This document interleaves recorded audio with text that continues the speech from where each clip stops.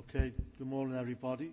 Thanks for your attendance and welcome to new members. This might be daunting for you as your first meeting. As I can tell you, it's daunting for me up here as a new chairman. So please expect a few hiccups, maybe on this one in the next couple of meetings, but we'll do our best to get through it. Okay, thank you. Today's meeting is being filmed for live and subsequent broadcast by way of the Council's internet site. The images and sound recording may also be used for training purposes within the Council. As you will see from the agenda papers, generally the public seating areas are not filmed. However, by entering the meeting room and using the public seating area, you are consenting to being filmed and to the possible use of those images and sound recordings for webcasting and or training purposes. Proposed public speakers have been made aware of the broadcasting arrangements prior to the meeting. Will members please use the microphones to contribute to the meeting, and please remember to switch off the microphone when you are finished. And could you also ensure that you refrain from using any mobile devices during the planning committee, and any mobile phones, iPads are switched off or on silent. Okay, thank you. Do we have any apologies? Yeah, sorry, Chair. Councillor Mogford, he's got a dental appointment. He said we'll try and make the meeting if he comes back in time. Okay, noted, thank you. Declarations of interest, anyone? No, I have to declare a declaration of interest for item number 3. So the Deputy Chair will take over that item. We could now go on to the minutes of the last meeting. You should have all received these. I'm not going to go through them page by page. Does anybody have any matters arising? No? Okay, thank you very much. Okay. Yeah. Right then, we'll go straight into item number 1, and please feel free to give me a dig if I'm doing something wrong. Okay. Right, the first item number 1 is on page 15 to 25, application number 210854. Altarine Ward, the ward members, Councillor Pat Druitt, Councillor Matthew Evans and Councillor David Bayweather. And the presenting officer is Gail Parkhouse.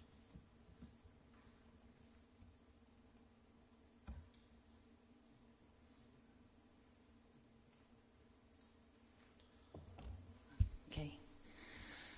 Thank you, Chair. Good morning. I'll just share my screen.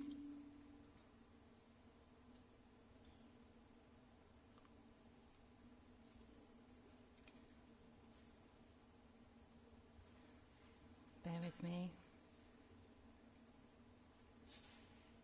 Okay. Excellent.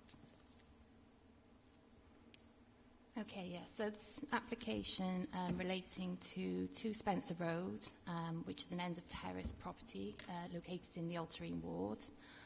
It's an application to convert a 6-bedroom dwelling into 5 self-contained flats. The application is brought before Planning Committee at the request of Councillor Fairweather. So I'll just show you an aerial image of the site just to give you some context. The site is outlined in red here. This is Spencer Road running along here.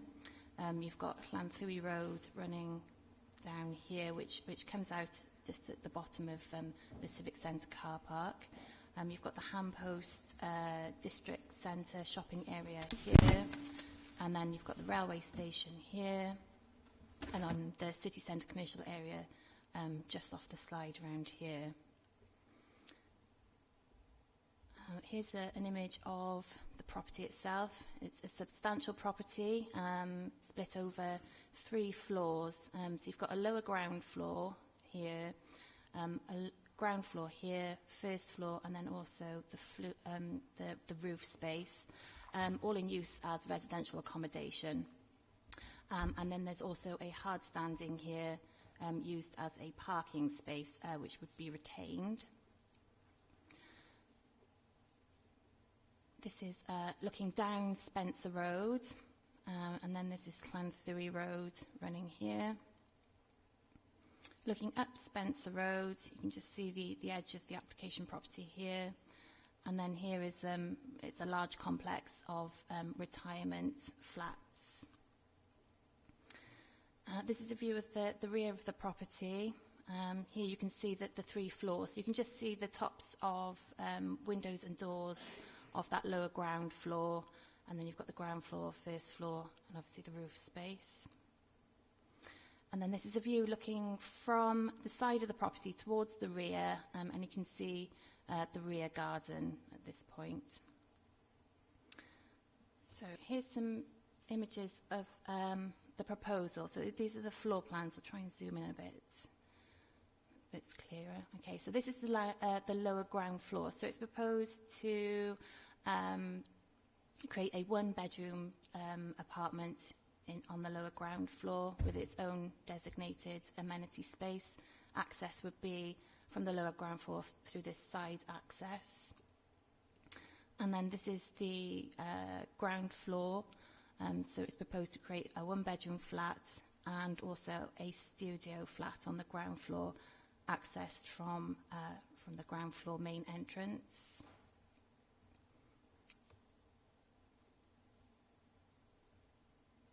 This is the first floor, so it's proposed to create a 2-bedroom flat then on the first floor, using a communal staircase accessed from the front of the property. And then this would be the roof space, and it's proposed to create a 1-bedroom flat in the roof space, again accessed from that communal staircase.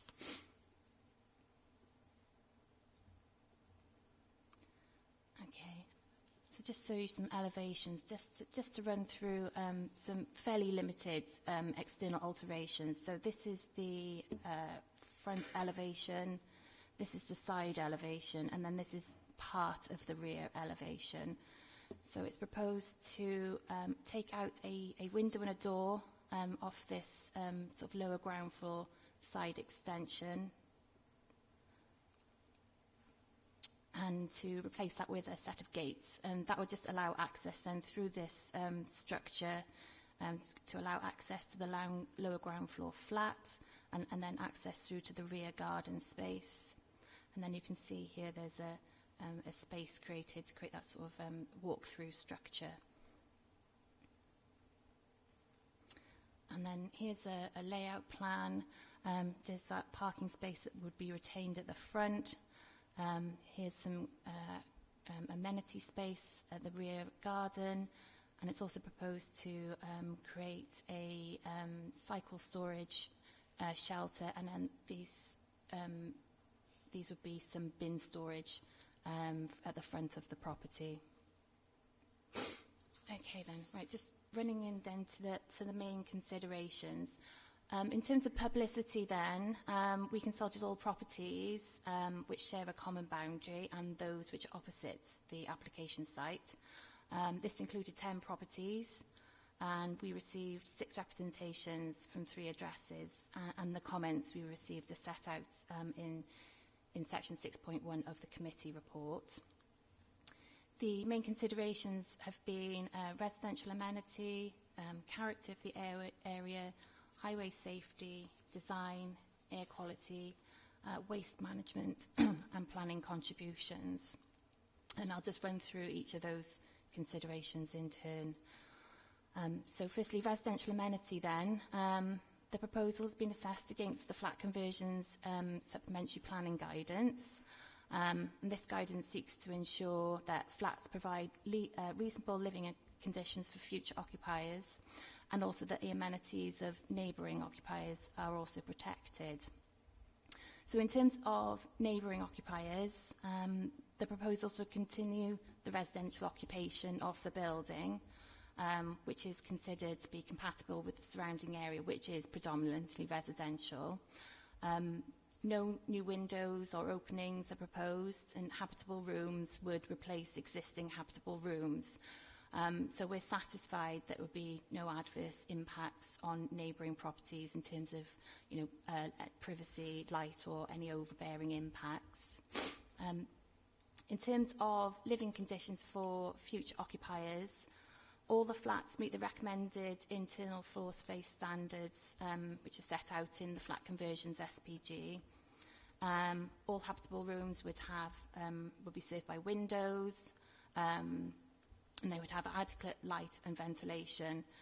And the flats would also have access to outdoor amenity space and the cycle storage and adequate bin storage. So overall, when assessed against the standards in the SPG, we're satisfied that future occupiers would have an acceptable standard of living. In terms of the character of the area then, concerns have been raised by neighbours that there are a number of flats in the area, and that this can cause an adverse impact on the character of the area. So unlike HMOs, we don't have a threshold for the number of flats in an area. And we understand that, flatted accommodation is an important part of the housing stock. It allows more affordable, often rental opportunities for those starting out, or for those who can't afford a mortgage. It's recognised in the local area there are some substantial properties, and so, the single use of large properties can be quite a challenge because they're so large. So naturally, a lot of them have been converted into flats to make the best use of those buildings, really, and to add to the housing stock. When considering whether a use, particularly residential, is harmful to the character of the area, we've learned from past appeal decisions, particularly in relation to HMOs, that there needs to be evidence of demonstrable harm. So things such as a poorly maintained property, rubbish accumulation, or antisocial behaviour could harm the character of the area. But none of this is evident in this area. So, we're satisfied that the proposed flats would not cause demonstrable harm on the character of the area. Looking then at highway safety, again, a number of concerns have been raised by local residents. The main concerns are that the proposal will increase demand for on-street parking, and this will cause highway safety impacts. So the existing development generates a demand for 3 parking spaces in accordance with the Parking Standards SPG. One of those spaces already provided on site, and that means that there are 2 spaces which must be accommodated on street. So that's the current situation. The proposal generates a demand for 7 spaces, so 1 space per bedroom, and 1 visitor space. Again, all of those, 1 space is provided on site. They're seeking to retain that 1 parking space. And this means that 6 spaces would need to be provided on street, which represents an additional 4 spaces over and above the current situation. So those are the black and white figures from the Parking Standards SPG. However, we need to consider whether this actually represents a harm in terms of highway safety. So the applicant has undertaken a parking survey. It considers all the available on-street parking within a 200-metre walking distance of the property. And when I say available, I mean unrestricted, no double yellow lines, no drop curbs, so where parking is lawful. And the survey was taken at the times of the day when most people would be at home, so overnight on weekdays. And the results of that survey show that there is sufficient on-street capacity to accommodate the additional parking demand. And so our highways officers have no objection as a result of this.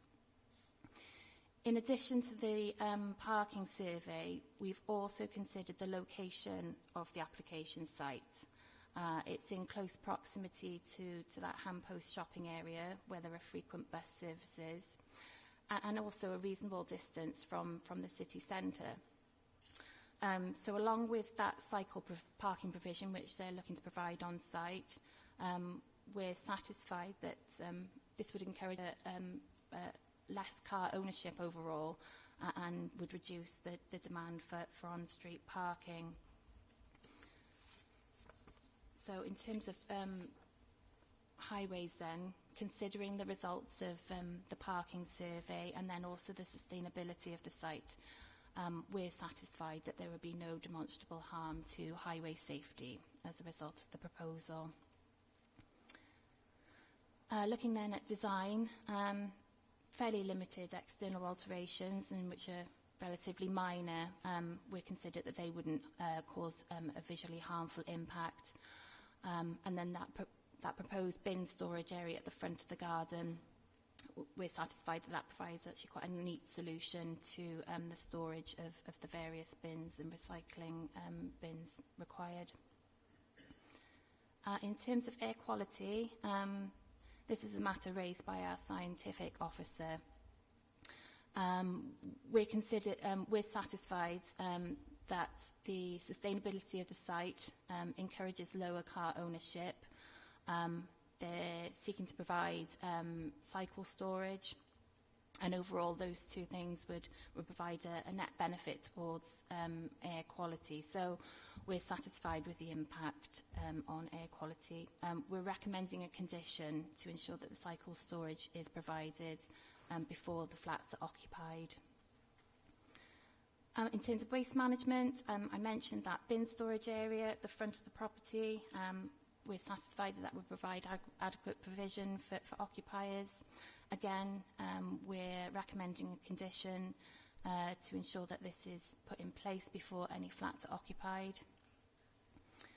And then finally, on planning contributions, the proposal generates a requirement to contribute financially towards affordable housing, and a sum of $13,728 has been requested in accordance with our planning obligations SPG.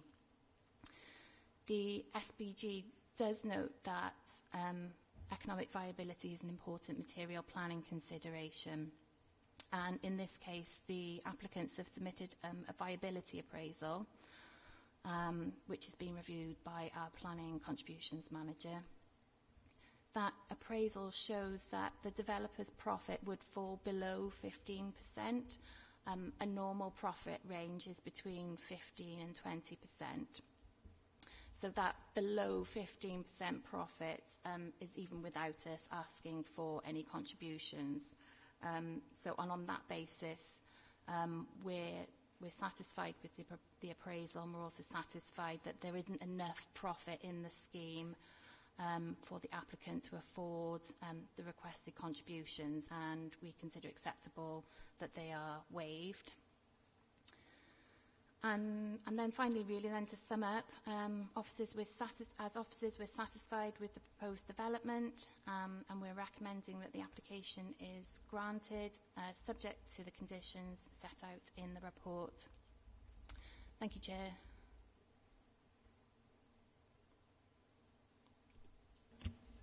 Okay, thank you. Now go on to public speakers, and I do believe we have Andrew Morgan. That's it. You have 5 minutes to speak. You can do whatever you want to. Well, thank everyone for their time being here today and allowing me to speak. First of all, I believe these flats are not going to be for sale, they're going to be for rental on an ongoing basis. The development company is based in Winchester. I know they have 2 HMOs in York Place, and they're developing multiple properties in Newport, in Liverpool. So the properties are not going to be for resale. They're not going to help people onto the property ladder. They're going to be a rental business. In effect, my neighbour is moving 100 miles away from me. The house to me is a grand old lady.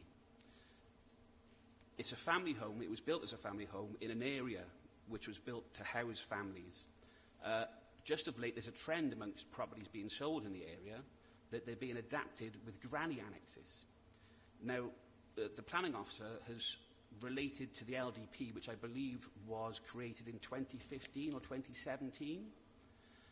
At that time, I don't think we were aware of the crisis in social care, the need, the desire for people to care for elderly relatives at home, and the savings that can be had with families in these kind of... For me, this property is ideal as a family home with a granny annex for multiple generations, multiple generation occupancy, as an owner-occupier property, people involved with their local community, involved in politics, school governorships. To see it go to 5 for-rent flats owned by a property company 100 miles away, it's a denigration of the value of the property. I see something that has a value of £1 being sold for 50 pence because the LDP, in my opinion, is outdated and needs to be updated to understand the value of these properties and how the fabric of the community is being weakened by the amount of rental properties that we're having in the area. There were a number of points just within sight of this property at Carer Road. There was an insurance offices. They were converted to flats very recently. Last week, a packet of drugs washed down the gutter outside my house. And the residents of the last development in Carer Road, which I can see out of my kitchen window, they walk around the corner of Spencer Road, they stand under a lamppost and they smoke marijuana. 1, 2, 3, 3 o'clock in the afternoon, 7 o'clock at night. And it's come to the point where drugs are washing down the gutter. It's incredible to relate that to you, but it's an actual event. It's an honest-to-God fact, This is, to me, is harm to my amenity of enjoying my neighbourhood. I was born in the area. I've grown up in the area. I've lived in the area all my life. I value the area. I value the community in the area. The more of these flats that I see being allowed to proliferate in the area, the less value I see the area having. It seems to me that to allow this building to move to flats, rental flats, it's a commercial basis as opposed to a domestic basis. It's a devaluation of the city itself to allow these things to happen. I think we need an update for the LDP. Planning obviously they have to follow their procedures, which I understand. I think the LDP is outdated. I think the LDP needs to be updated to understand the true value of these larger houses, not just in Stowe Park or in by the Handpost, but in Maindy, in areas of St Julian's. There are a lot of these properties being converted into flats. It seems a very short-sighted and momentary relief, if you like, for problems. I understand there are problems. We need one-bedroom flats. One-bedroom flats are being built everywhere. Why the need at this location? How many houses are being built that have the capacity to house a family in multi-generational occupancy? I'm not aware that any of these houses are being built anywhere. So it seems a retrograde step to remove this property from having that capacity.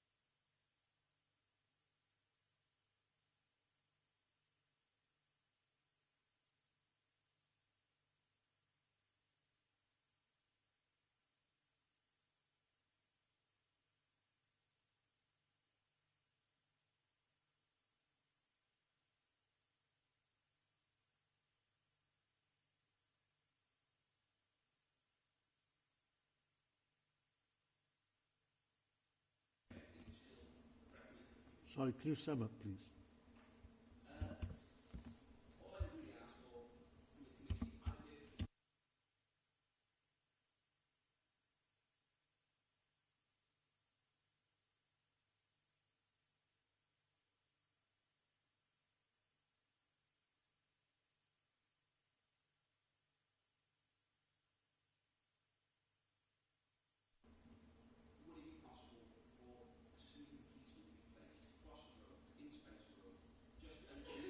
Okay. Okay. Thank you very much.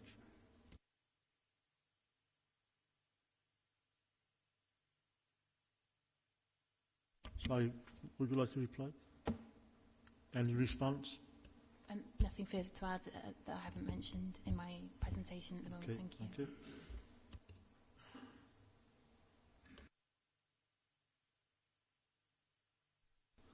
Okay, would any of the committee like to speak?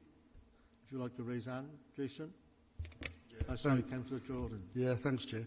Just go back to page 17, 5.51, where the header law regulation, the air quality. It says I would able to support, so I'd only be able to support this development where it could demonstrate and provide net benefit for local air quality and mitigation. And then on 7.61, on the air quality, you know, it says there, can you elaborate on that? Because the header law says it only able to support it, but on the air quality, it's saying a bit different. And if so, if it goes into the conditions, I can't see no conditions on 10 recommendation conditions about anything but air quality as well. Okay. Yeah, so in terms of mitigation, I suppose the options in terms of a scheme such as this would be something like putting an electric charging point or cycle storage to encourage, you know, either low vehicle emission vehicles or more sustainable modes of transport. So, you know, they're proposing to put in cycle storage, which encourages, you know, lesser car ownership. And so we're satisfied, you know, that offers enough mitigation to protect air quality. And there's a condition, not sure what number it is, to ensure that that cycle provision is put in before the flats are occupied. Yeah, that's in condition 2. Yeah, thanks, Chair. Also as well, so they don't then class then this building into flats or apartments as part of a HMO? No, they're all self-contained flats, so there's no shared facilities amongst people. So the difference, you know, with a HMO, you've got, I don't know, 5 or 6 people sharing a house, but they share facilities. These are very much self-contained flats, and that's the difference. So yeah, so on that statement, then, you can turn around and say that, so you wouldn't bring in any HMOs to the area to show on a diagram to us to show anything that amount of HMOs at all in the area as well to accommodate. Would that percentage go against then with the HMO status? Yeah, so the SPG on HMOs doesn't apply to flat conversions. So no, we don't kind of apply that same sort of, there isn't a threshold like there is for HMOs as there is for flat conversions. Okay, thank you. Does either of the people at home have a question? Councillor Watkins, Councillor Howells? No, nothing from me, thanks, Chair. Great. Councillor Watkins? Yes, Chair. Number of things, really. I disagree in regards to HMO. It's a house of multiple occupation, whether it's a flat or one-bedroom flat or one-bedroom apartment, it doesn't make any difference. It's a house of multiple occupation. As far as I'm concerned, I would take that into consideration, and I'm sure the inspectorate would take that into consideration as well. Also, there was no mention about the nursing home, which is opposite this as well, so which is another property which is a HMO, although they are living there. I take an issue in regards to parking spaces. I see that the parking space assessment was done at midnight for some reason. When we ask for a parking assessment, I think that should be done during the day as well as night. That means that we have to wait, or they have to wait, to midnight to find a parking space, because during the day that area is fully occupied by vehicles either visiting the civic centre or visiting the properties there. The other thing is the bus services, public service.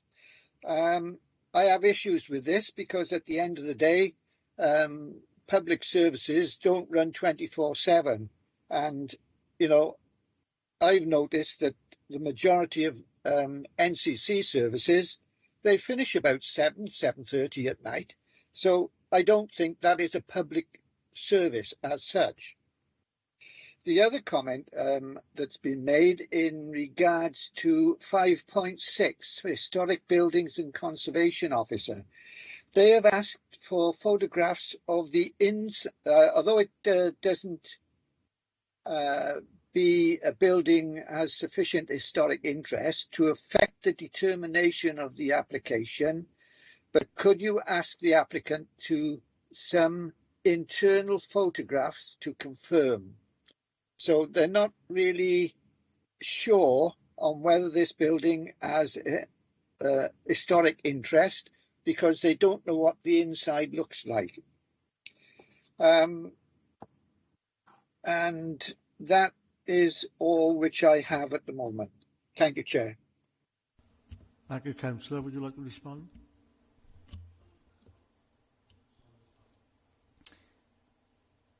Thank you. Yeah, I'll just come back on some of those points. Firstly, you know, the HMO issue, it is in a different use class. Flats are a different use class to HMOs. HMOs have their own separate use class. So, and our assessment of flat conversions and HMOs is different. In terms of the parking assessments, you know, we have a methodology, an accepted methodology for carrying out these parking assessments. And an overnight kind of survey of the area is considered an appropriate an approach to assessing the availability of spaces on streets. You know, most people at that point are going to be at home, so particularly in the weekday. So that's why, you know, at that time we consider it's a good representation of the maximum use of on-street parking.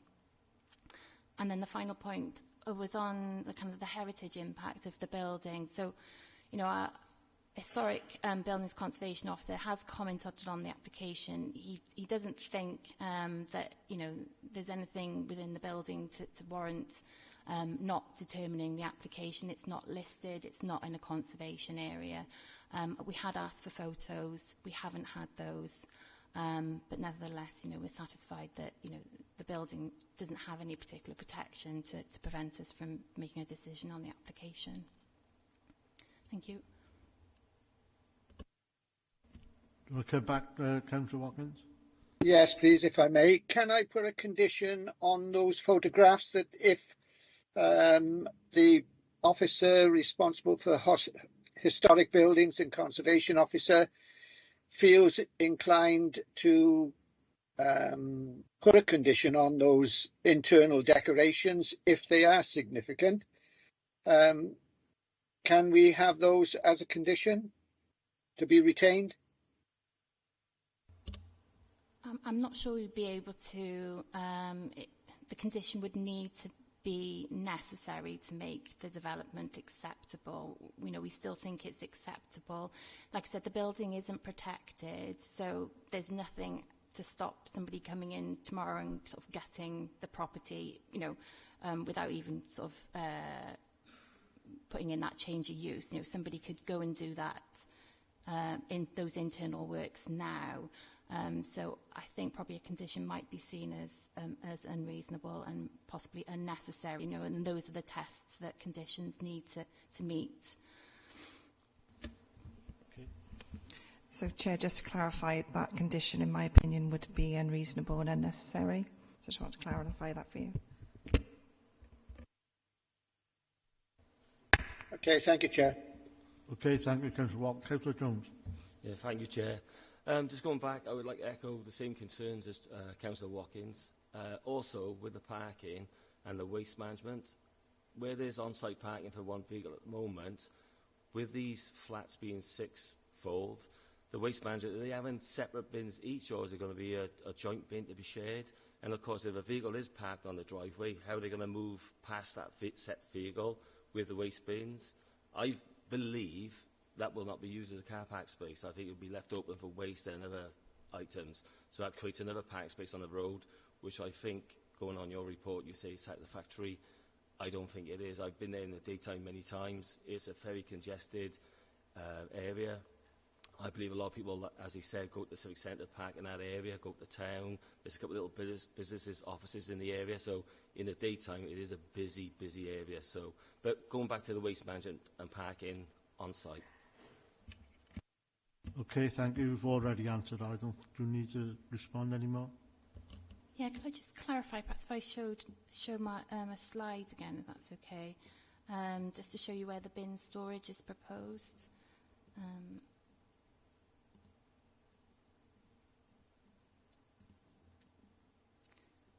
Okay, so yeah, this is the layout plan of so here's the building. Here's that parking space, which would be retained, and then this area here. See these lines here? That's the bin storage area. So there are 4 kind of separate little storage areas for the flats. Yes, there's 4, but you know some of these are 1-bed flats. One's a studio. So all in all, I think that's enough bin storage provision to serve the property, and then it doesn't really conflict with that parking space either. So I understand what you're saying there. There's 4 separate bin stations there for 6 apartments, but on the waste management side, with little concerns on the high street, I don't think it's sufficient, I'm afraid.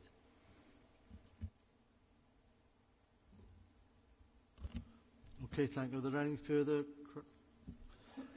Councillor Jenkins. Perkins. Just noting that it goes from a house to a 6-flat property. So the fire risk is increased. There's no allowance for a fire exit or no mention of a sprinkler system being put in. Yeah, those elements fall outside of the planning remit, something that's dealt with through building regulations. So they'll still have to ensure that they've got appropriate fire safety measures. So should permission be granted, and then they would need building regulations in addition. Councillor Linton.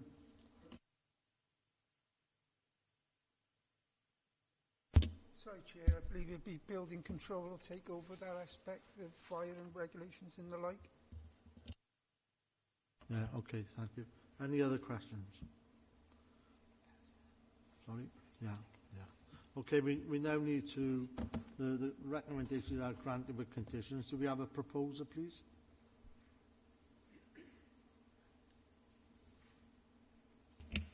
Yeah. Councillor Evans?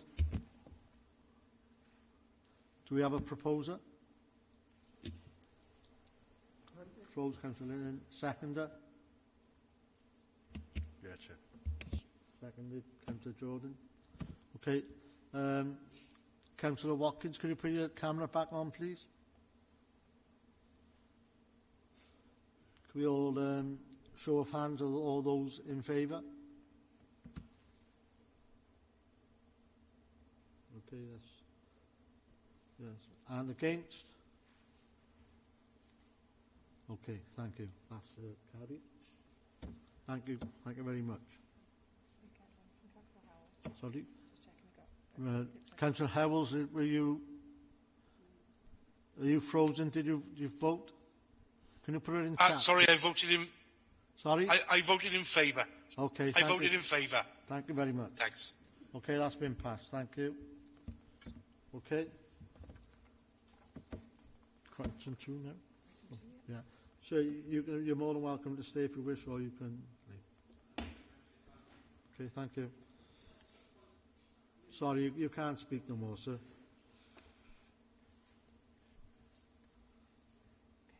Okay. Okay, we're now going on to item 2, which is application number 21-1228 Pilgrenley. Ward councillors are Councillor Sid Adan and Councillor Debbie Jenkins. We've had a late representation here of Councillor Dan, so you should have all seen that. So you should, yeah. Have you all seen it? You should have received it yesterday. Okay, thank you. Yeah, received it. Could we please ask Presenting Officer Stephen Williams, please. Thank you, Chair. Just share my screen.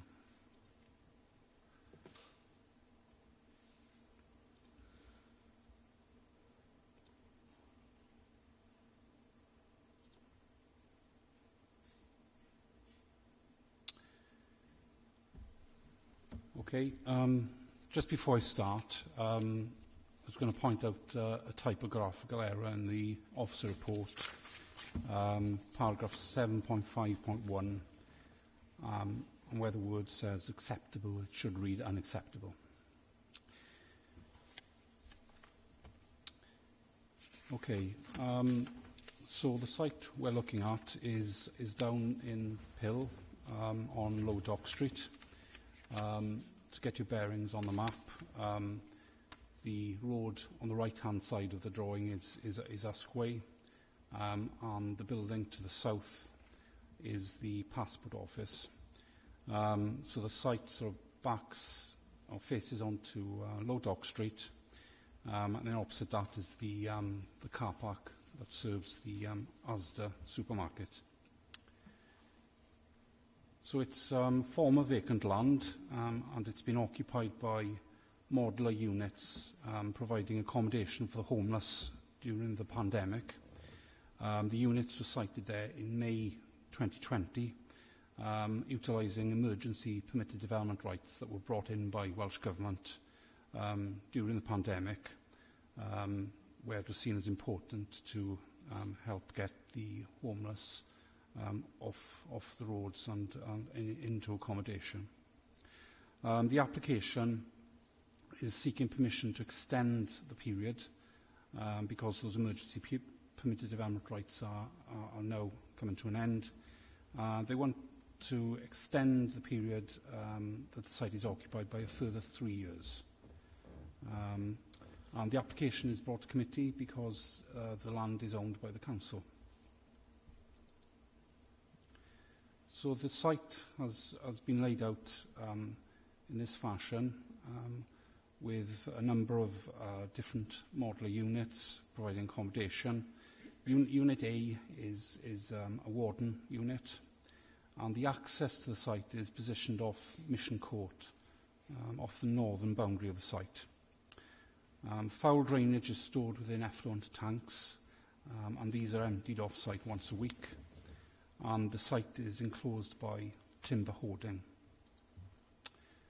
Some quick plans just to show you the layout of the different units. This is the warden unit, provides an office with some sort of facilities for the warden there, and that's the appearance of the warden's unit. Very much a typical porter cabin. And then these are the typical floor plans for the homeless accommodation. Provides a bedroom and a bathroom. And again, just a typical elevation of that type of unit. The site is where my cursor is showing. So it's in this site here. The passport office isn't actually shown in this drawing. So it's in this area here. And as you can see, the red line shows the boundary of the Lower Dock Conservation Area. So the site itself is actually outside of the conservation area, but joins it on Lower Dock Street. The Conservation Officer has expressed concern about the impact of the fencing and the modular units and the appearance of the site. So this is a photograph taken on Lower Dock Street. As you can see the timber hoarding there. And you can just about make out some of the units over the top of that fencing there. To the right-hand side here is the passport office to get your bearings. So you can just about see the units there behind the fence. And then this photograph is taken off Mission Court, which is the entrance into the site. So you can see the warden unit here.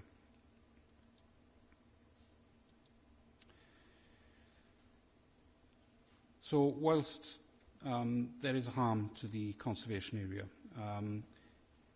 there are mitigating factors to take into account. The use is only temporary. It's only meant to be there for a further 3 years. The use is addressing a significant social and housing need, whilst alternatives are progressed. The site, as I mentioned earlier, is actually outside of the conservation area, and where the accommodation on the site is most visible from the entrance is actually off Mission Court, which is set away from the conservation area. So the appearance of the site, where it's most visible, is not facing into the conservation area. And the hoarding is pre-existing. It's been there for more than 10 years and is a pre-existing development that's immune from enforcement action. So the only impact really you're looking at is the appearance of the units within the site. In terms of highway issues, the site is located within Zone 1 City Core, so there are no parking requirements that relate to the site, although there is room within the site to provide parking. You will have received from myself a late representations report yesterday, which was relating to comments received from the Pill local councillor, Councillor Ardan, who raised a number of issues, in particular crime and disorder. Obviously, I've sort of dealt those at length within my late representation report. But just to sort of repeat that we didn't receive any comments from Gwent Police as part of this application. And there is no evidence before us to suggest that the facility is exacerbating crime within the area. And the site is managed by a warden and by 24-hour security. So we don't feel that there is an issue in terms of crime and disorder that can be attributed to this facility. So to conclude, we are recommending the planning permission be granted for a temporary period of 3 years. Thank you, Chair. Okay, thank you very much. We don't have any objections or speakers against this, so we'll go straight to the committee, and we'd like to ask Councillor Jenkins first to speak, please.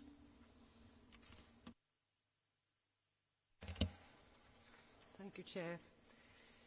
In the light of the evidence from the Conservation Officer, the evidence from Her Majesty's Court Service, clear evidence from the Cadro on 19th of February 2021, and more importantly, the clear evidence that crime and the fear of crime in and around the pods and Albert Street are a relevant material planning consideration. No up-to-date equality impact assessment has been done, and I cannot support this application. That's it for now. Thank you. Okay, thank you. Want to respond? Anything to say?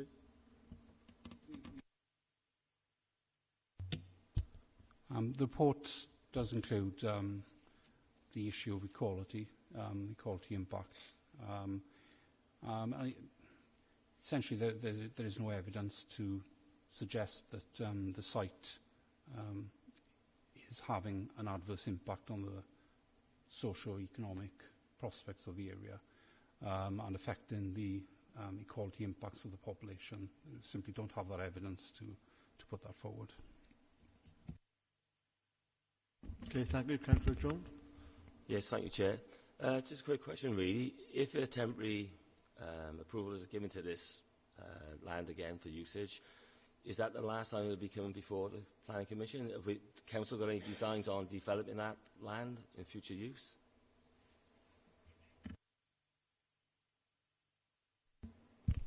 I'll answer that one, Chair. So the request for a temporary permission is because we don't envisage this land being used permanently for residential use. I mean, it's nestled between other commercial uses, including Passport Office and the former Newport City Homes offices. So I don't think a residential use on that site is what we would envisage for that area. We've got to take the application as presented to us today, and certainly it's just presented on the basis of a temporary consent. So they're asking just for another 3 years. I can't guarantee another application will come in after that, but certainly we'll need to assess that on its own merits at that point. But I don't envisage this site being used permanently for residential, which is answering your question. No, that's great. If I could just ask one further question, please. And that is, with the surrounding boarding and the structure of the units, it does look a little bit like a base camp. Is there anything the council considered with the fencing? Does put like a motif on it to disguise the effects of the fencing at all, so it blends in better with the area? Sorry, it just looks a bit of a base camp, I'm afraid. No, I totally accept that point. What I would say is that hoarding was there before these units were placed in there, but I think certainly we can perhaps look at maybe some scheme to improve the appearance of that, and maybe some community art project or something. I don't know. There's just suggestions out there, but I think at least we can try and look at giving it a lick of paint. Councillor Jordan.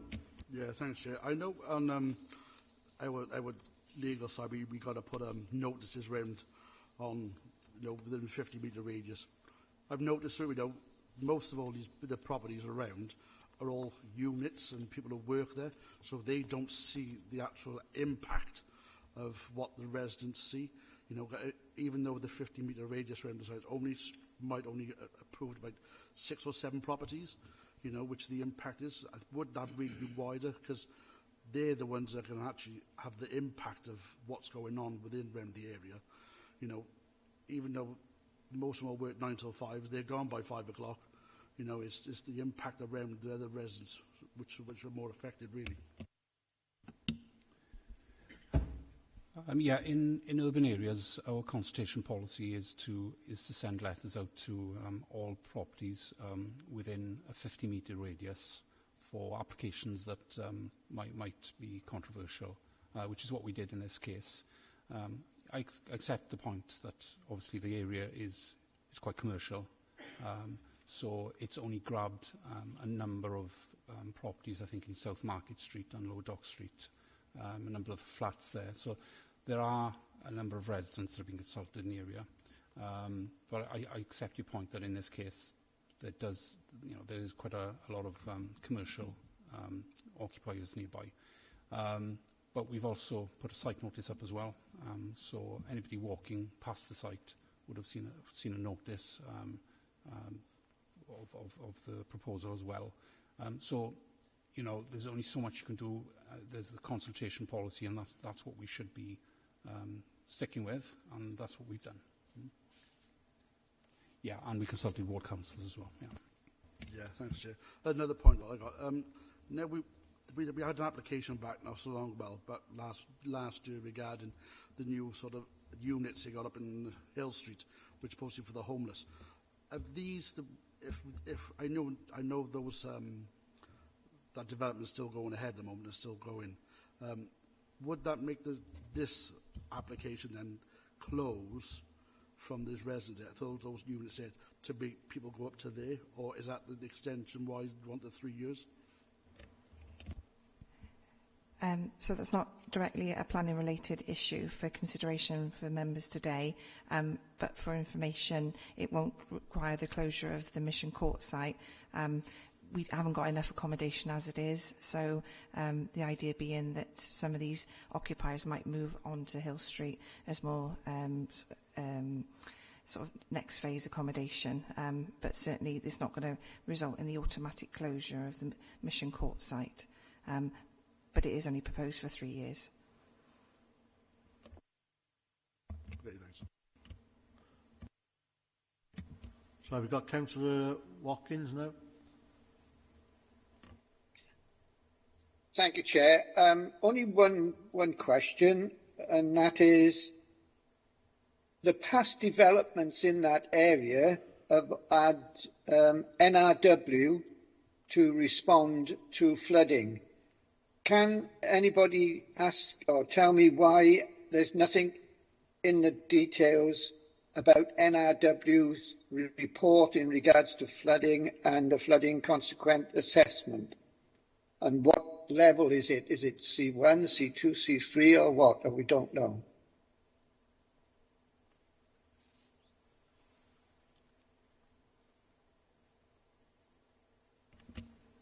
Anybody respond? Steve, you're looking at you, Steve? Yeah. Okay.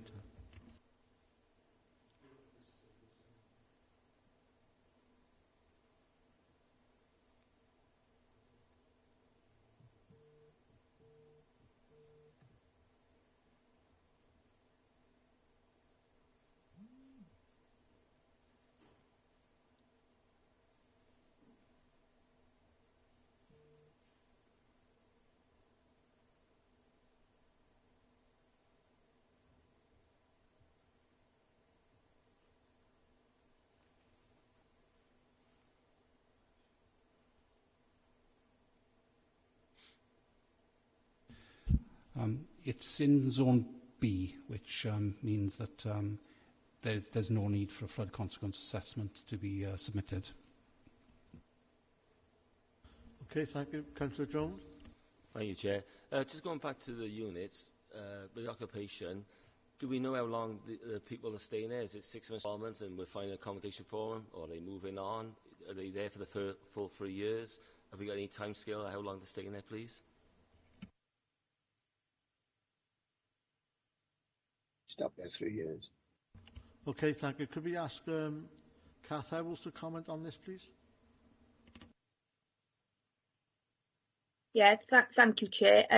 Yeah, there is every possibility that some of the occupants could remain there for 3 years. It's very much temporary accommodation, primarily to move some of our most vulnerable people from the streets. So services do go into Mission Court, and the people that are currently staying there access local services in the community, and they're very much supported to move on to more permanent accommodation. So as and when people are ready, they might move on.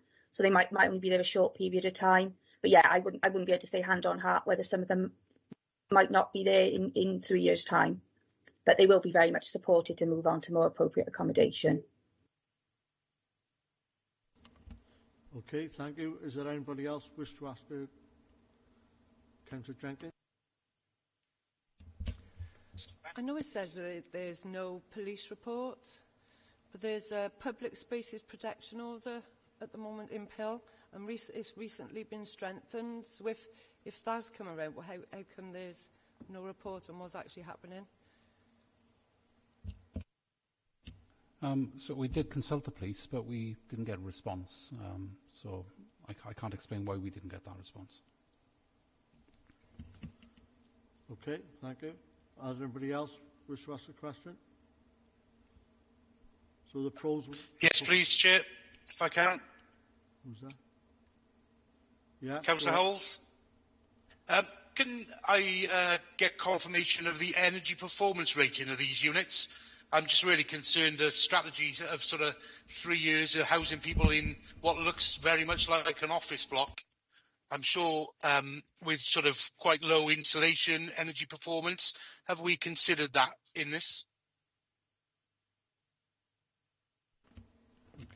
I'm sorry, I haven't got that information, but it's not really a planning issue.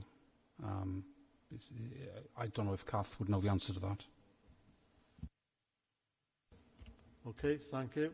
Is there anybody else? Okay, thank you. The recommendation is granted with conditions. Do we have a proposer, please? Councillor Linton. Seconder? I'll second that, Chair. Okay, thank you. Could we have a show of... Trevor, do you want to put your camera back on? Yes, I will do. Okay, thanks, Trev. Mark, your screen is frozen, so if you could say yea or nay when it comes to the vote. So could we have a show of hands of all those in favour, please? In favour, yes. 1, 2, 3, 4, 5, 6. And those against? And 4 against, yeah. Okay, thank you. The motion is carried. Thank you. This is item 3 now. Sorry, this is item 3 now. Malcolm, would you like to come up? I need to leave the room. Okay.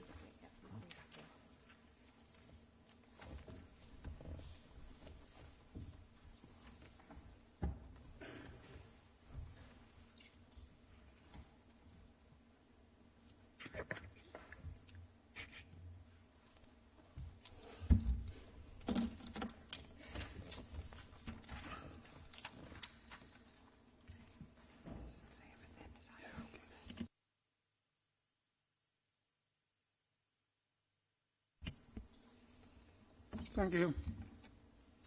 We now move on to item number 3. This is the application 22/0052. The site is 215 Killian Road. The planning officer presenting this is Grant Hawkins. And the public speaker is Mr. Luke Gregory. Okay, thank you. We'll move on.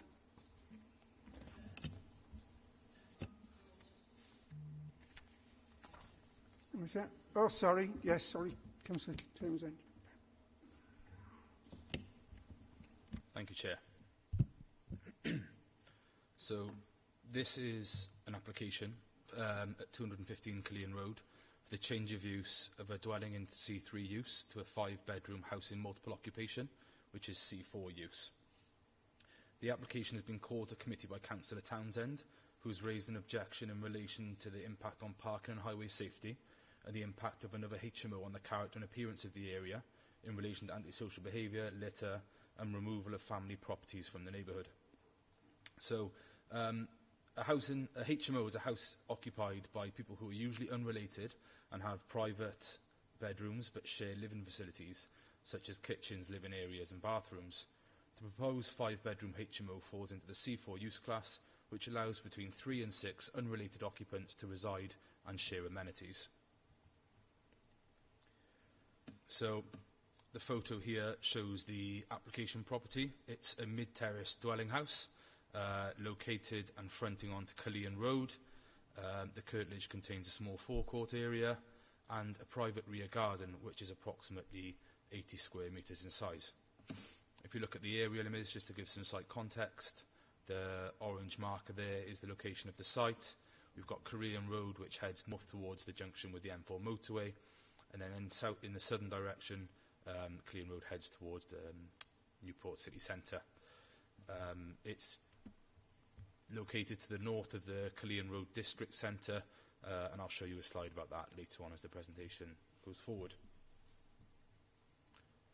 So these are the existing floor plans. As you enter the property to the front, there's a lounge and living room with a dining room and kitchen area. At the rear, at first floor, there is a large bedroom at the front of the property, which is served by a bay window, a large second bedroom and a family bathroom. So the proposed layout on the left-hand side is the ground floor. So the existing dining room and lounge area will be converted into 2 bedrooms. There will be a communal lounge to the rear with a shared kitchen. Access to the rear garden is accessed via a door in the kitchen there. As you move to the first floor, that large front bedroom will be converted into 2 separate bedrooms. There will be an additional bedroom towards the rear and a large bathroom and toilet. A separate toilet and large bathroom as well. So in terms of the layout of the property, it's been assessed against the HMO licensing regulations, and every room either meets or is in excess of the required floor area for each room, so it complies with the licence requirements of the HMO. On the right hand side here you'll see outlined in red, which is the curtilage of the property. As you can see, there's a small forecourt to the front, which is set behind a boundary wall. This is where refuse is currently stored for the residential property, and it's anticipated where refuse will be stored for the HMO, should it be approved. To the rear, there's a private garden, and there's a condition suggested on the list that a cycle store, details of a cycle store to be provided in the rear garden are submitted as well. So if we move on to the assessment of the application, policy H8 is the main policy that we consider when assessing HMO applications. So that sets up 4 really main areas of assessment. The first one is that the scale and intensity of the use does not harm the character of the building or the local area. It will not cause an acceptable reduction in the amenity of neighbouring occupiers or result in on-street parking problems. Secondly, we're looking at the concentration of HMOs to make sure there isn't an over-concentration in any one area, which may change the character of the neighbourhood or create an imbalance in housing stock. And then the final 2 criteria look at noise insulation and amenity for future occupiers. So the HMO SPG states that clusters of HMOs can alter the composition of a community and detract from local visual amenity. The guidance introduces a threshold above which HMOs are considered to detract from the character of the area.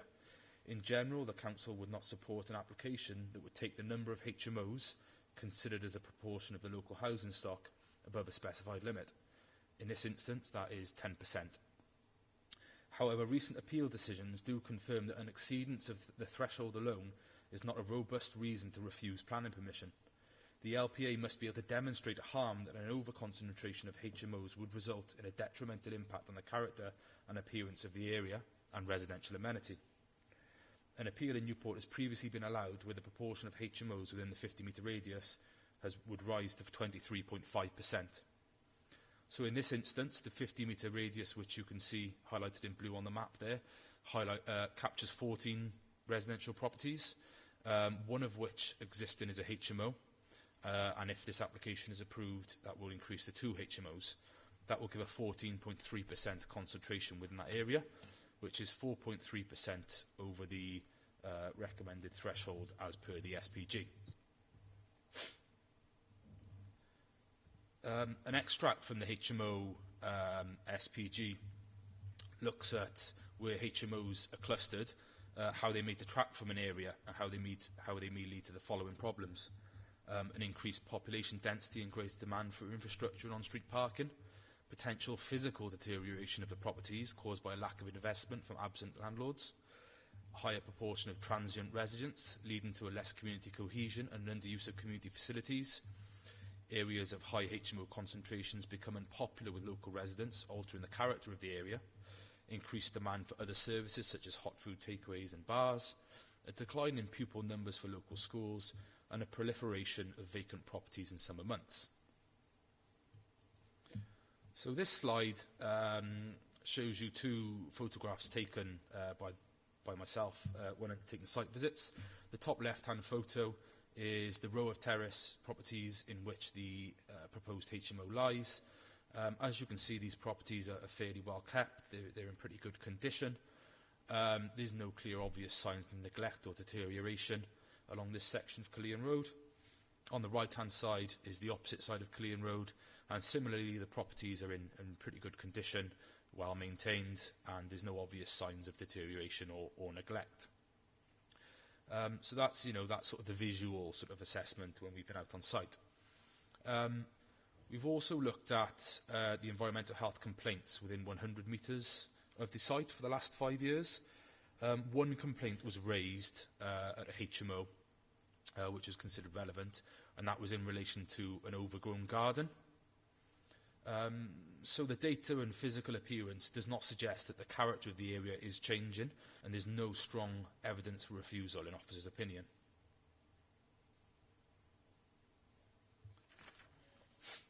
So just to run over the key issues with HMO concentration. So the adopted SPG identifies that 10% concentration threshold for this area. Granting permission for this would result to an increase to 14.3%. In order to robustly refuse permission on this basis, demonstrable harm must be shown, as previous appeal decisions on sites where the threshold is exceeded prove that a mere exceedance does not, by itself, equate to a demonstrable harm. It is not considered that there is any evidence that can be provided to demonstrate that the character of the area is changing, and that there is an adverse impact on the area being created in order to robustly refuse planning permission. So if we leave sort of the character and appearance and concentration issues for the moment and move on to sort of the parking and sustainability of the area, which is one of the other key considerations that we've looked at. So the existing property is a 2-bedroom property that requires 2 off-road parking spaces. There isn't any off-road parking provided at site. The proposed 5-bedroom HMO would require 6 off-road spaces. That's 1 for each bedroom and 1 visitor space in order to accord with the adopted SPG for parking. A parking survey has been provided by the head of and the head of City Services has confirmed no objection on parking and highway safety grounds. Officers have carried out their own site visits, having found parking availability during weekdays, evenings and weekends, and these appear to correlate with the findings of the submitted survey. The site is highly sustainable in its location, and we know from other appeal decisions for HMOs that this fact is given substantial weight by inspectors when a parking shortfall exists. These 2 extracts of our maps relate to the location of the site close to the district centre, the Killeen Road district centre, and the proximity to bus stops. So the site is within immediate proximity to the adopted Killeen Road district centre, as you can see highlighted by the little arrow just to the north here. This is adopted as part of the local development plan, as it provides a range of services and retail outlets, food and drink establishments and other local services.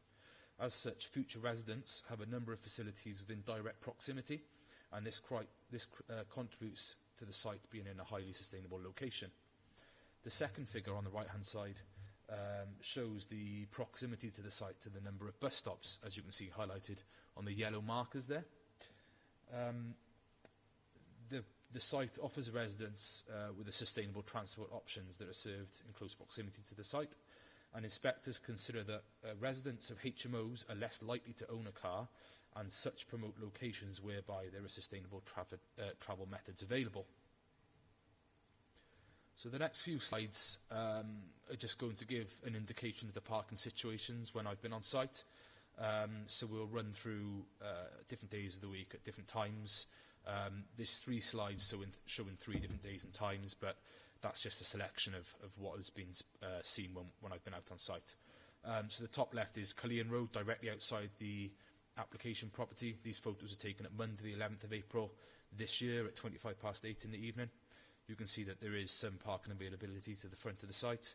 We then move on to St Julian's Road, where you can see there's parking availability on both sides of the street. Stafford Road, again, this is a side street off Cullion Road within the 200-metre parking survey area, which shows that there is some parking availability there. And finally, St Julian's Avenue. This is there's a slightly higher demand there. There are still spaces available, but it probably is more heavily parked at that moment in time compared to the other roads. We move on to Friday the 22nd of April at 10 o'clock in the evening. St Julian's Avenue, you can see there's plentiful parking available. Cullion Road, there are a number of spaces available. St Julian's Road, again, you can see on both sides there's a number of parking spaces available. And Orchard Street, again, this is a side road within the survey area, located just to the north of the site, is actually quite heavily parked there. There is less availability at that moment in time. And finally, we move on to the weekend. This is Sunday the 29th of May at 3 p.m. You can see on St Julian's Road, Cullion Road and Stafford Road that there is plenty of parking available. Again, Orchard Street, slightly less parking available. There was some parking, but perhaps not as freely available as the other 3 streets that are shown in the photographs. Again, these are just snapshots showing weekdays and weekends. I could do a whole presentation on in its own right on parking, but these are just moments in time to give you an idea of parking around the area. So to conclude on parking matters, we've received objections from neighbours and the local councillors relating to parking, and these are duly noted and understood. However, the fact that on-street parking may not be plentiful at times is not proven to be a robust reason for refusal of planning permission. Members have previously been advised, and I appreciate there's obviously some new members of this committee now, but members have previously been advised that all appeals received in response to refusals of planning permission in the last 3 years have been allowed. Refusals have primarily related to parking, but some have also related to concentration and character matters. Inspectors assume that car ownership in HMOs will be lower, and most notably in sustainable locations such as this. When taking into account recent appeal decisions, the generally positive attitude of Welsh Inspectorate to HMOs in sustainable locations, irrespective of whether they have off-street parking or not, the parking survey undertaken by the applicant and the lack of objection from the Council's Highways Officer, it is considered that there is sufficient on-street capacity within the survey area to accommodate the additional demand that the proposed HMO would result in. And this is without significant and demonstrable adverse effect on neighbouring amenity or highway safety. Just before I conclude on the presentation, this is a table that shows the number of HMOs applications that will be received within Newport and within St Julian's Ward over the last 5 years. This has previously been presented to committee in 2021. At that point, that year hadn't completed. And again, I appreciate there is a number of new members on the committee at the moment. So I just wanted to go through that. I'm not going to go through each year, but sort of what you can see there is I think there's 11 appeals that we've had there. Each appeal has been allowed, and for one, costs were awarded to the appellant. What you will also see is that where we can demonstrate harm, and where we are confident that the reason for refusal is robust and justified, then we will still refuse HMOs. But obviously we'd have to be careful in our consideration, as we would be open to an application for costs against the LPA if the decision is unreasonable. So yeah, just to give you an indication of the sort of the figures there. So overall, just to conclude, I mean, the key points that I've assessed there, we don't believe that there's any evidence to show that an exceedance of the threshold demonstrates that there is a change in character of the area. We haven't received any objections from highways or licensing consultees. The visual inspection is satisfactory of the area. Parking is in high demand, but we've concluded that there is no demonstrable adverse impact arising from this matter, with parking availability demonstrated within the accepted survey area. So it is the officer's recommendation that the application is granted with conditions as per the officer's report. Thank you.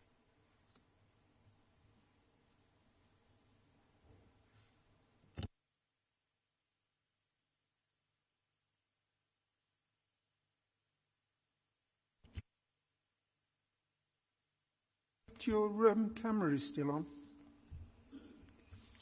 Could I now ask the Mr. Gregory, if you'd like to present? You've got 5 minutes. Okay.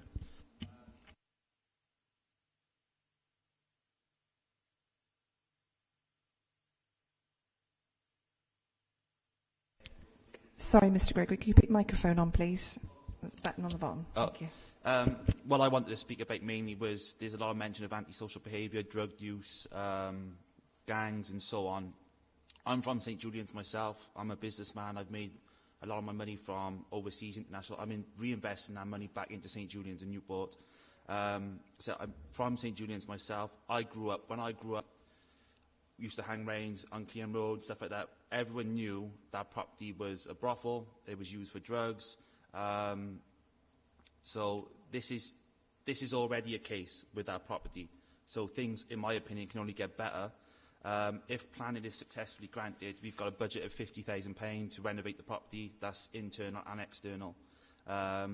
So Grant showed an image of Clean Road and the property, and a lot of those houses there do look great, yeah. But the one that looks the worst is the property that I've recently purchased. So it's going to be brought up to that standard. It's going to be made better. So, like I said, there's a lot of mention of all these issues. I wouldn't be investing my money, my own personal funds, if I thought I was going to be investing in a drug house or, a gang or whatever it might be. So, like I said, there's a lot of assumptions with HMOs, but we'll be looking and vetting our tenants. We'll be looking for young professionals that are working in Newport, Cardiff, using the public transport. As I said, that's why we've picked that area, because of the public transport that's available there, the shops that are available. So yeah, the conditions that have been asked for with the planning, so like one tenant to a room, this is something we agree with. We don't want it being overrun. We don't want it being as a drug house. We don't want it being as a brothel. So the money has been invested into the area to make St Julian's better. And that's all I'll say on the matter.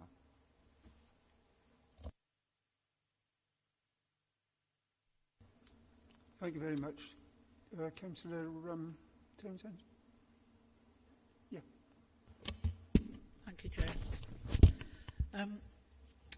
It's nice to hear that St Julian's, particularly Cullinan Road, isn't infested with druggies and antisocial behaviour, but it is. Anyway, St Julian's has had many HMOs in the last 5 years. There were 2 in this stretch of road alone. Number 287, which was rejected for 9 people, and this present property. 287 was rejected largely on parking stress, which was a level of 90%. Stress levels for this property are estimated at between 86.25 and 87.52. It's not a vast difference, but we believe its crucial elements haven't been considered. First of all, Newport's own parking standards guidance is being breached, or at least has not been considered. The supplementary planning notes that in zones 2 to 6, conversions to HMOs require 1 parking space per bedroom, including 1 space per 5 units for visitors. This is the Council's own guidance. 5 additional spaces plus 1 for visitors would place parking stress at a much higher level than highways estimate. Parking standards are not being followed as drafted. There are serious concerns again linked to parking raised by residents in the area, particularly in St Julian's Court. As their representative, I've heard from many of them how worried they are for elderly or ill residents if ambulances or fire engines can't get access because of parking stress. This is especially acute at lunchtime, early evenings, weekends and on bin collection days. So it's disappointing to see in an email dated the 26th of April to planning that no information was available regarding weekend parking. Before any decision can be made on this, information about the weekend parking situation must be made available to the committee, otherwise the full facts are not clear. There's a risk of a very real impact on elderly and poorly residents if additional parking strain led to further delays to ambulance calls and emergencies. So parking challenges on Killeen Road are long established. 215 up to the lights at Bank Street struggle with parking and access. The access via Pool Lane is currently blocked off with a gate funded by neighbours. This lane would be needed to manage additional waste generated by an additional household, and it can't be.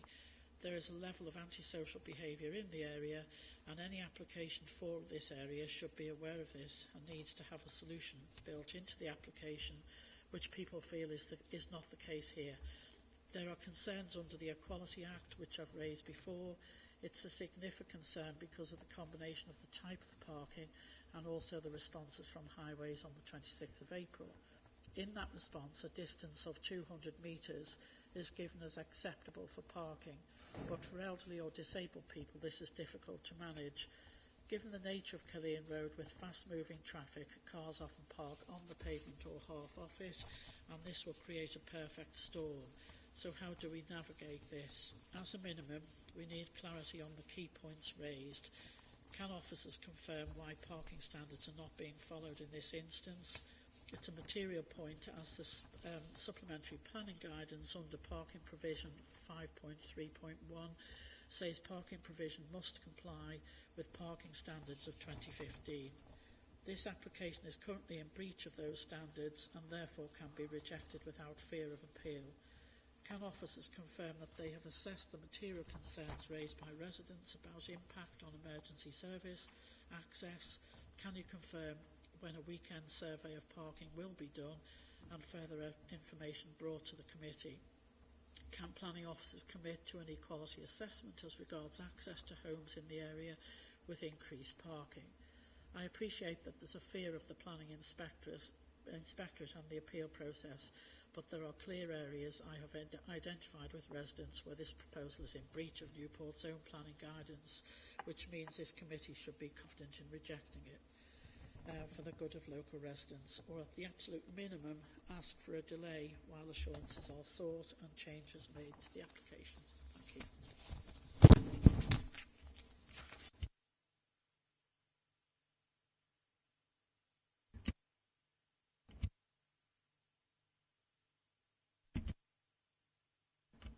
Councillor Hooray.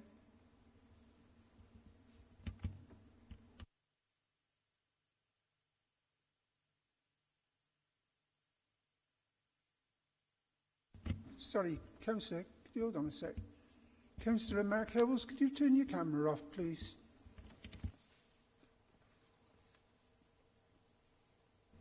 Thank you. Thank you, Mr Deputy Chair, for allowing me to speak this morning. Good morning, ladies and gentlemen of the Planning Committee. And again, thank you for taking the time to listen to me. I could talk about Killeen Road and the properties thereon, much in a similar vein to the gentleman who spoke to us about Alter Inn, but I won't try and repeat things.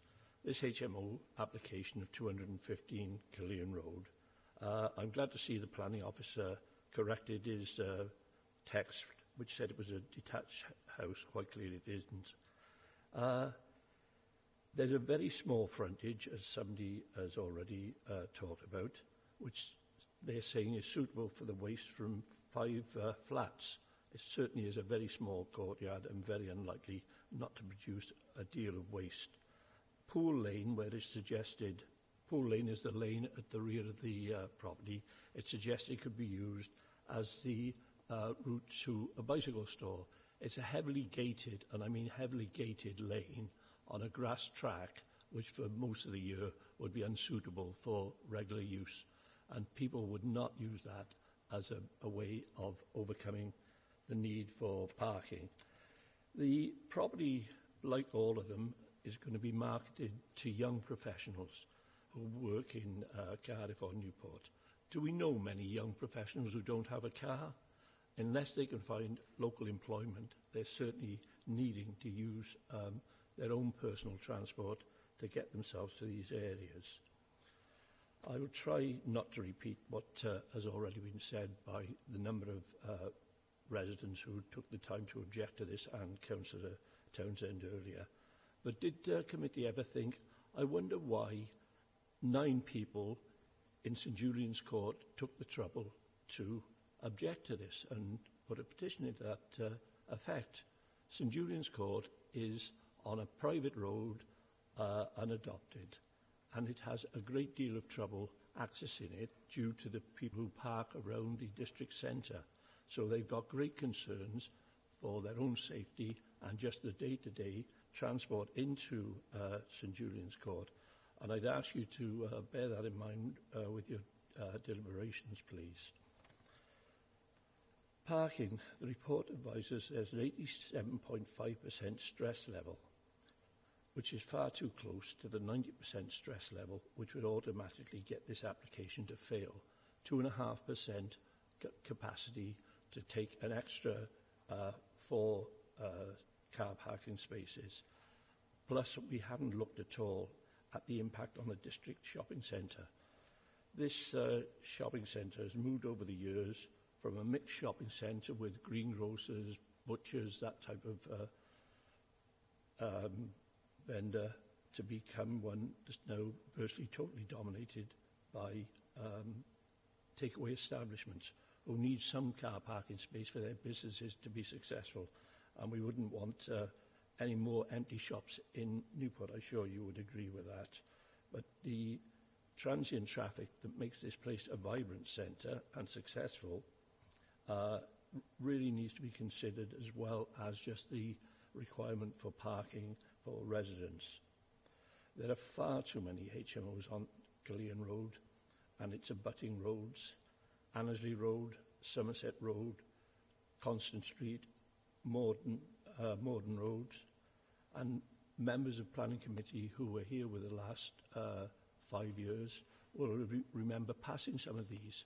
Then we move on to the future management of the HMOs, and I have no doubt that the gentleman who's proposing this development would be very careful that he gets the right sort of tenants. This often hasn't proven the case in other parts of St Julian's, where we have numbers of police actions being taken, and we're encouraging the police to look more at the developers rather than just dealing with the antisocial behaviour and some of the actions of existing tenants.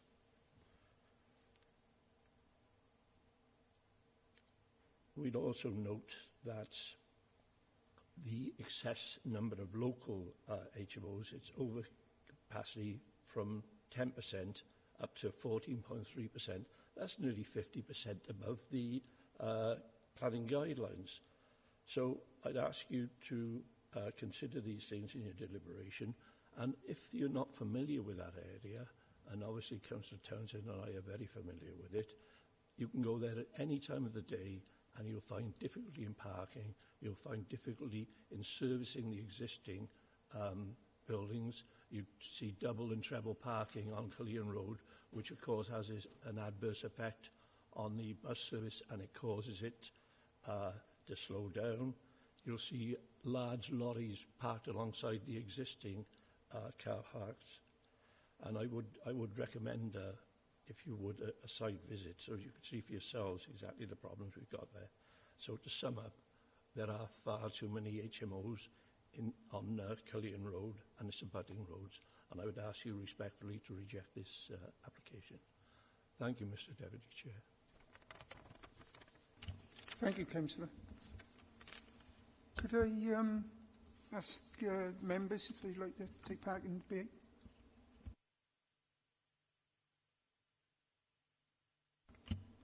Councillor Reynolds. Thank you, Chair.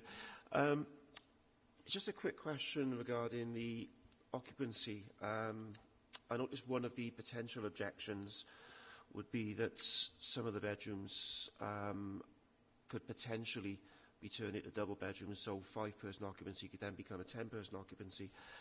I know in the general conditions, number 4, it says one of those conditions is the property shall have a maximum of 5 bedrooms and 5 persons occupant. So that seems to be a stipulation. Can I just ask how strictly that would be enforced and how it would be enforced, bearing in mind some of the objections raised about parking and use of amenities? Obviously, if there's 10 people rather than 5, you're doubling problems. Thanks. Thank you, thank you, Councillor. Yeah, so in terms of the occupancy, that's been restricted as that's what we feel is acceptable based on the, the information in relation to parking, for example. We've assessed the parking in the area and we feel that the uplift, I think it is of 4 spaces, can be accommodated within the local area. And also in terms of amenities of the occupants of the property, what will also be controlled outside of planning is a licence will be required from environmental health, from the licensing team. And there's a document that they use that we have sight of, which I referred to earlier. It looks at for for single bedrooms, there's a minimum gross internal floor area which is acceptable, and then that increases for double bedrooms. So if they wanted to apply for a license with for a HMO license, and they wanted a room to be used for 2 people, then that would have to be signed off by the licensing department, and if it doesn't meet their standards in terms of sizes, then they wouldn't issue a license for it. So we've also got a comfort blanket of separate legislation and regulations with regards to that outside of planning. But if we were to control that, then we would have, our enforcement officers would be able to go out, and if it was reported that they say there was 6 bedrooms, for example, we could go out to site and obviously see whether that is the case. In terms of the number of occupants, that would be something that we could control. I'm not aware of any experiences where we have done, but I know in similar cases where we've had to look at numbers, a log or a register has been kept, and we'd obviously been able to view that to see the number of residents that are occupant at the time. So we're comfortable that that is a robust condition that we can enforce should we be required to.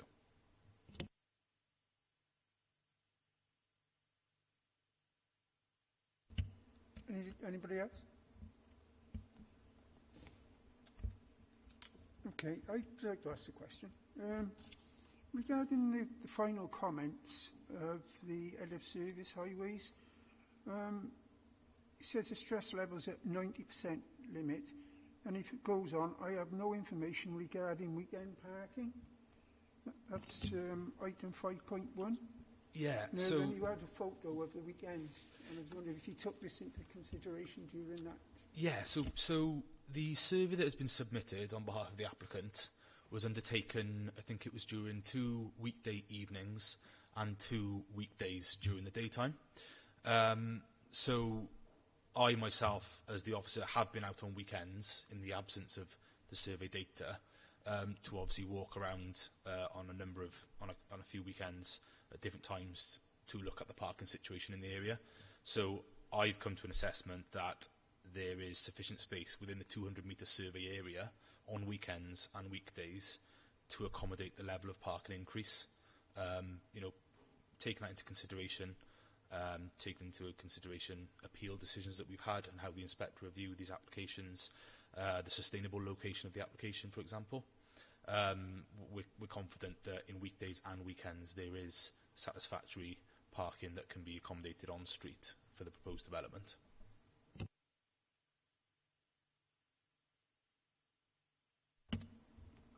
Okay, is everybody finished? Could I please ask those members Sorry, Chair, to... Trevor Watkins. Sorry? Trevor Watkins wanted. Oh, sorry, Trevor. Councillor Watkins. It's forgiven.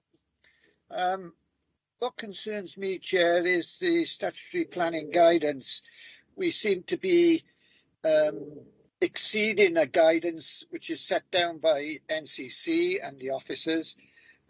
If we continue to do this, I think that the planning committee and officers need to get together and review the statutory planning guidance for the future. I understand that the planning inspectorate actually, how can I say, accepted the over planning increase in regards to HMOs. He said that he's quite happy to accept that. So I think that we need to look at that as a planning committee and planning officers to review those guidances for the future.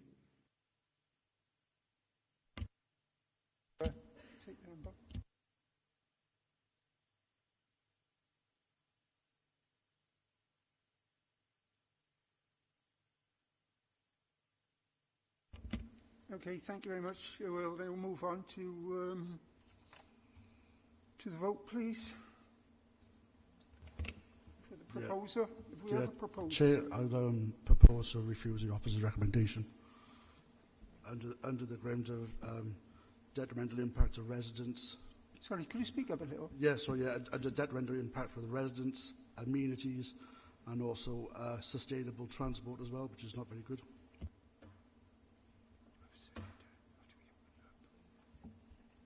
Do we have somebody to second that, please? Sorry, Chair. John Jones, I'll second that. Could we have a show of vote, please, on the proposal to refuse? Sure. Sorry. All those in favour?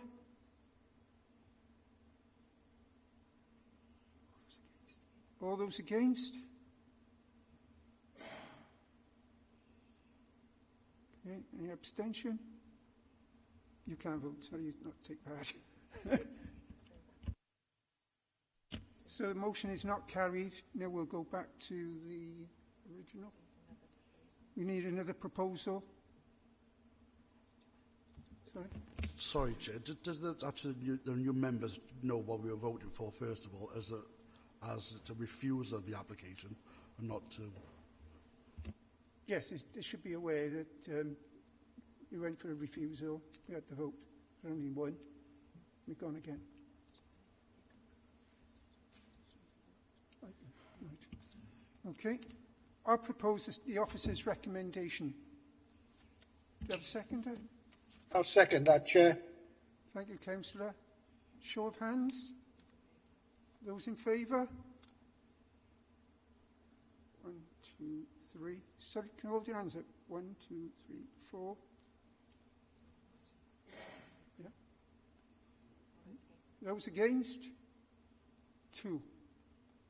Okay, so that's carried then, yeah. So that is granted.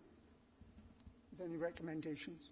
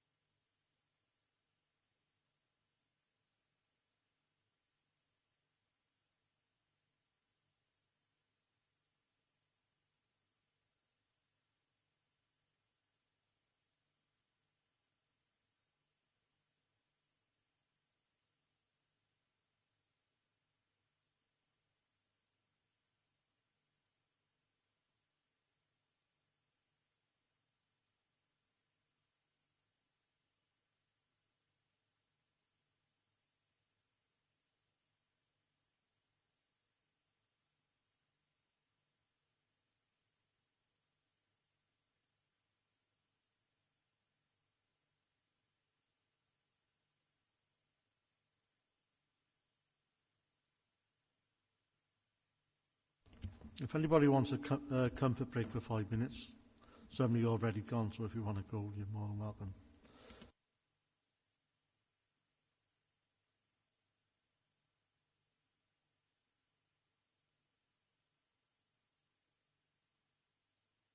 On. We're now on to item 4, applicant number 220155, site of the new Leisure Centre, Usk. The ward members are Councillor Migdad Al-Nuami and Councillor Kate Thomas, and this will be presented by Gail Parkers. Thank you, Chair. Share my screen.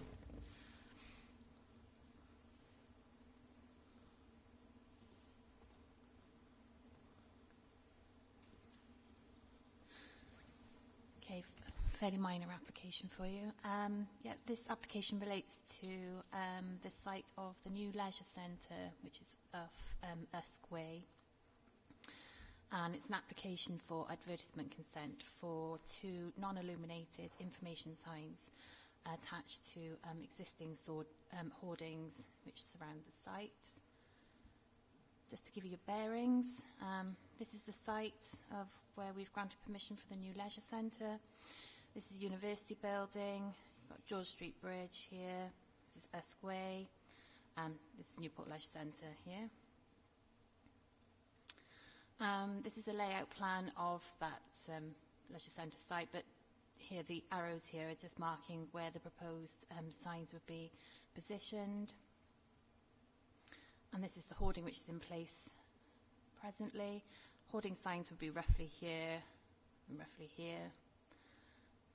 And then this is an image of what that sign would look like, just showing an image of that leisure centre which we've granted consent for, the partners involved, and the sign would measure 2.4 metres wide and 1.2 metres high, and just projecting out 10 millimetres from the hoarding.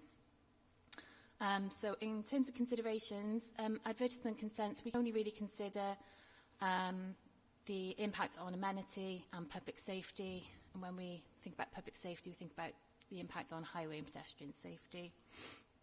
Obviously, the signs are non-illuminated. They would be within an urban setting, and they just give some information really about the forthcoming development. We don't consider that it would cause any harm to local amenity. And their position on the hoardings, which don't protect over the pavement, and they're not illuminated, would not cause harm to highways or pedestrian safety. So very briefly, really, we consider them to be acceptable, and we're recommending that they are granted. That's it. Thank you.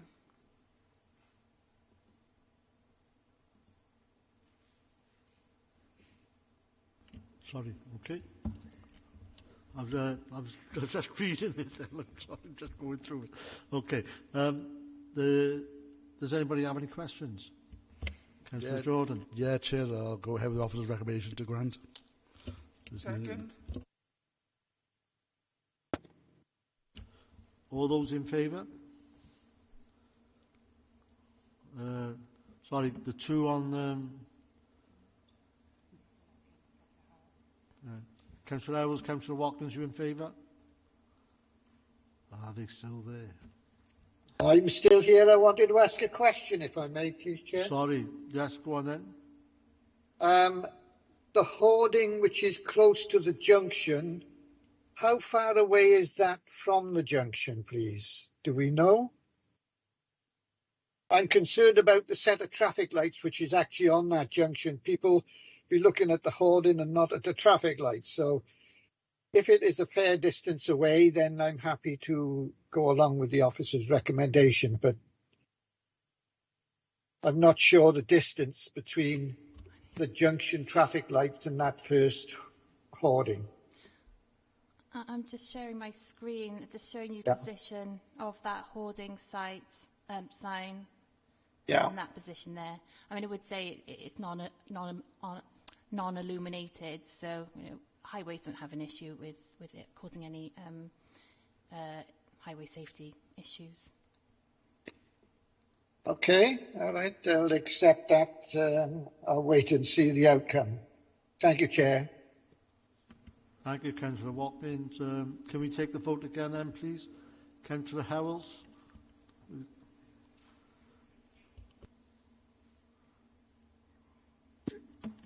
All in favour then? I think Councillor Howells is having some problems. That's passed anyway. Thank you. And then, sorry? Unanimous. Yeah, unanimous, yeah. And then... Yeah, I'm in favour, Chair. Thanks, Councillor Howells. Okay, and then we go on to item number 5, pages 48 to 51. Application number 220231, Maze Glass Community Centre, Biddyford Road. Ward members, Dimitri Batroni, Councillor Stephen Marshall and Bev Perkins. Do we have any questions on this? Oh, sorry. Yeah, presented by Stephen Williams. My first mistake, sorry. Thank you, Chair. Okay, another minor application to finish off. This relates to a community centre on Bidford Road, which is just to the south of the new Lidl supermarket on Cardiff Road. Very minor alterations proposed to the building. The reason it's come before you today is because it's a council-owned building. So just 2 changes to the building. In this position here, they want to insert a door. And in this position here, they want to change the doorway to a window. So very minor changes.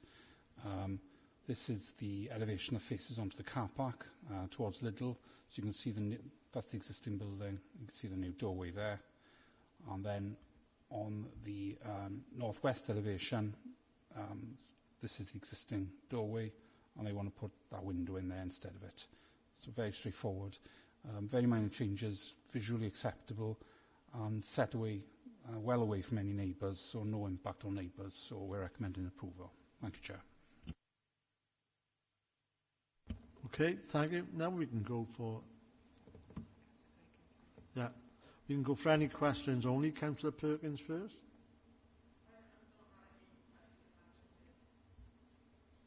I've not got any questions. It just improves the use of the building. Okay, thank you. Anyone else? Councillor Jordan? If I must, Chair, I'll agree with the officer's recommendation to grant. Okay. The on-screen... Yeah, I was just going to ask if they had any questions first. Councillor Watkins, Councillor Howells, do you have any questions? No questions from me. Thank you. So do we have a seconder for the... Seconded by Councillor Jones? Okay, thank you. That's all the applicants. We just have the appeals decisions, which is on... Sorry, Chair, do you want to do a vote first? Sorry? Do you want to do a vote first, Chair? Oh, right. I've done so well, I'm not... That's your second mistake. I'm just getting it before myself now. Right, can we please all vote on this... Sorry, Chair, we won't give you a thing for a vote or no confidence yet. Okay. Can we please have a vote on the proposal? Thank you. 4. Unanimous. On screen, you okay? Yes. Councillor Howells? He's gone. I think he's given up. Okay, that's unanimous. Okay, thank you. That's the... Oh, okay, where did you see that? Oh, yeah, he's in favour. He's still there then. Okay. Okay, yeah. Okay, thanks. So it's just the appeals decision on page 53, which is for information only. So that's the end of the meeting. So I'd like to thank you all for making it easy for me. And hopefully we can get better if we need to. Okay, thank you very much. Thank you. Thank you, Chair.